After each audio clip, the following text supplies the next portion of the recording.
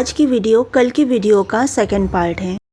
लोगों को ऐसे बोलता है मेरा पति कि पुलिस स्टेशन तक गई थी तो क्या करती। इंसाफ पाने के लिए जिसके साथ अन्याय होते जा रहा है वो इंसाफ के लिए कहाँ जाएगा। मुझे जब खुद से नहीं सुलझाया गया मैटर को तो मैं सुलझाने के लिए जहां मुझे लगा जाऊं तो शायद सुलझ जाए, लेकिन तुम लोग तो क्रिमिनल के भी बाप हो, पूरा परिवार। तुम लोग बोलते हैं ना, एक कहावत है ना कि लातों के भूत बातों से नहीं मानते, तुम लोग वो लोग हो। और पुलिस वालों को भी बहुत अच्छी तरह पता चल गया। इसके लिए तो ये बोला ना कि आंखों में प्यार नहीं देखा, बीसी बाप का बीसी बेटा। कोई पुलिस वाला बोल रहा है, बहुत बड़ी बात है। और मेरी मम्मी को बोला, खबरदार बेटी को इनके पास छोड़ के मत जाना, मार डालेंगे ये लोग आपकी बेटी को, लेके जाओ मुंबई। मुंबई में नहीं कोई अच्छा लड़का नहीं मिला क्या, आप लोग इधर आए हो गांव खेड़े में शादी करने। बहुत कुछ बोला था और भी बहुत कुछ बोला था उनके खिलाफ।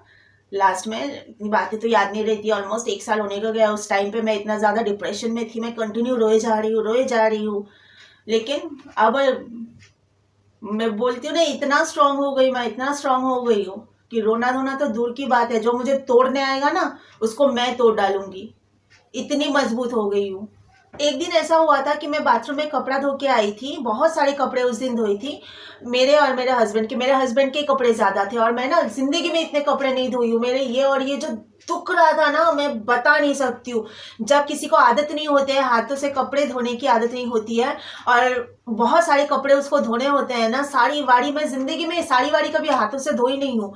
मेरे ससुराल में वॉशिंग मशीन है लेकिन मैंने उसको यूज होते हुए कभी नहीं देखा। मैं जितने दिन धोई उधर कपड़े हाथों से ही धोई हूँ। मेरे हस्बैंड के पैंट, शर्ट, टी शर्ट, पैजामा, कुर्ता वगैरह वगैरह, उनके अंडरगारमेंट सब हाथ से धो रही हूँ। मेरी सास, मैं घर में पहला दिन जब काम करना स्टार्ट की, मुझे बोलती है कि अब तक मेरे बेटे के अंडरगारमेंट ब्रीफ जो है वो उसके डैडी धोते थे, आज से तुम धोना। तो मैं ना चुपचाप इस बात को सुन के अंदर ही अंदर मन ही मन में सोचने लगी कि इतने बड़े आदमी के अंडरगारमेंट डैडी क्यों धोते थे। हम तो बहुत छोटे छोटे थे जब 10-11 साल के, तब से मम्मी ने बोला था कि अंडरगारमेंट कभी किसी और से धुलाना नहीं चाहिए, वो खुद धो, बाकी सब चीज मैं धो के दूंगी, लेकिन जहां तक बात अंडरगारमेंट की है वो खुद धोना चाहिए, किसी और से धुलाना पाप होता है। ये समझाया था मेरी मम्मी ने कि पाप होता है, किसी और से नहीं धुलाना चाहिए। तो इतना बड़ा आदमी और उसका अंडरगारमेंट उसका बाप धोता है, सच है ये बात। तो आज जब डिस्कस घर पे चल रहा था ना, मेरी मम्मी ने बोला ये उसकी माँ ने झूठ बोला होगा, क्योंकि जहां तक हमने मुंबई में सुरजीत, हम जानते हैं सुरजीत को, वो ना बहुत एक्सपर्ट है काम में। वो अपना अंडरगारमेंट तो ऑफकोर्स बाप से नहीं धुलाएगा, ये उसकी माँ ने झूठ बोला था।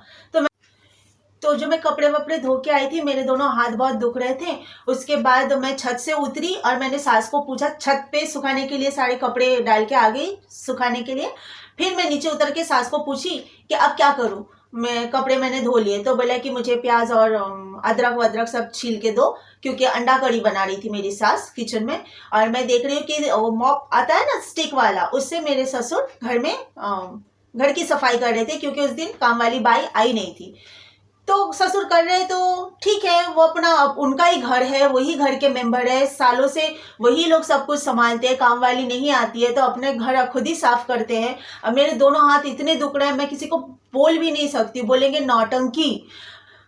तो फिर भी मैं, जो सास ने बोला कि अदरक लहसुन वगैरह छील के दो, वो सब मैं छीलने लगी। इस बात पे भी बवाल किया, उस दिन तो कुछ बोला नहीं, बाद में बवाल कर रहे, पुलिस स्टेशन पे भी कंप्लेन कर रहे हैं झूठ बोल के कि ऊपर से फोन पे बात करते हुए नीचे उतरी, देखा कि मैं घर में पोछा लगा रहा हूँ, ससुर बोल रहे हैं मेरे, देखा कि घर में पोछा लगा रहा हूँ, लेकिन वो बैठ के फोन पे बात करने लगी। जबकि कितना बड़ा झूठ है, मैं ऊपर वो कपड़े जो धोई थी वो सुखाने के लिए डाल के आई छत पे, और नीचे उतर के सास के ही कहने पे मैं प्याज लहसुन और अदरक वगैरह सब छीलने लगी। ससुर अपना पोछा लगा रहे थे, मेरा ध्यान उस तरफ नहीं था। अगर मेरी सास बोलती कि ससुर को हेल्प करो पोछा लगाने में, तो भी मैं कर देती। मैं ससुर, लेकिन मैं सिर्फ उस घर में सास के कहने पे चल रही थी, जो सास बोलेगी वही मैं करूंगी, उसके कहने के मतलब जो नहीं कहती थी वो मैं नहीं करती थी। पता चला करने पे जो वो बोल रही है वही कर रही हूँ मैं, फिर भी वो बोल रही है करने पे। अगर उनके बोलने से पहले कर दूं तो पता नहीं कितना जलील करेगी वो। इस डर से मैं उतना ही करती थी जितना मेरी सास मुझे करने के लिए बोले। अगर मेरी सास उस दिन बोलती कि जाओ ससुर के हाथ से स्टिक मॉप ले लो और खुद पोछा लगाओ, तो मैं लगा भी देती। इस बात से इतना बवाल करने की कोई जरूरत नहीं थी। पुलिस स्टेशन पे खड़ा होकर वो कंप्लेन कर रहे हैं ये लोग कि पोछा नहीं लगाया, मेरा बाप बीमार था और पोछा लगा रहा था। एक बार ससुर खुद भी कंप्लेन कर रहे हैं और एक बार बेटा भी कंप्लेन। बाप तुम्हारा, घर तुम्हारा, बीमार तुम्हारा बाप है, तुम लोग इतने सालों से उस घर में रह रहे हो, मैं एक दिन आके पोछा नहीं लगाई तो इतना शोर मचा रहे हो। सालों से तो तुम ही लोग सब कुछ संभालते हो, एक दिन बहू के आने से सब इधर उधर कैसे हो रहा है? इतना क्या बवाल कर रहे हो? नई दुल्हन घर में आई है, सिर्फ 2 ही हफ्ता हुआ है, इतना सब कुछ कर रही है, उससे भी तुम्हें तसल्ली नहीं, अब पोछा भी उससे लगवाओगे और उसके लिए झूठ भी बोल रहे हो कि ऊपर से फोन कान पे लगा के उतर रही थी, जबकि मैं कपड़ा सुखा के नीचे उतर रही थी। इस कपड़ा ऊपर डाल के सुखाने के लिए मैं नीचे उतर रही थी। झूठ बोलने का भी ना एक हद होता है। ये लोग बेहद झूठ बोलते हैं, अनगिनत झूठ बोलते हैं, भगवान से बिल्कुल भी डरते नहीं है।